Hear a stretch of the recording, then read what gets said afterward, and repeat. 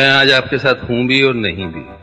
खैर, ये फिल्म अंग्रेजी मीडियम मेरे लिए बहुत खास है। सच यकीन मानिए, मेरी दिली ख्वाहिश थी कि इस फिल्म को उतने ही प्यार से प्रमोट करूं जितने प्यार से हम लोगों ने बनाया है। लेकिन मेरे शरीर के अंदर कुछ अनवांटेड मेहमान बैठे हुए हैं, उनसे वार्तालाप चल रहा है। देखते हैं किस करवट उठ बैठता है। जैसा भी होगा आपको इत्तला कर दी जाएगी।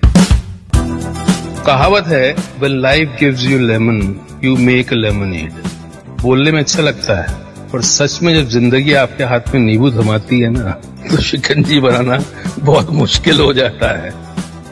लेकिन आपके पास और चॉइस भी क्या है पॉजिटिव रहने के अलावा? इन हालात में नींबू की शिकंजी बना पाते हैं कि नहीं बना पाते हैं, ये आप पर है। और हम सब ने इस फिल्म को उसी पॉजिटिविटी के साथ बनाया है। और मुझे उम्मीद है कि ये फिल्म आपको सिखाएगी, हंसाएगी, रुलाएगी, फिर हंसाएगी शायद। Enjoy the trailer and be kind to each other and watch the film. And yes, wait for me.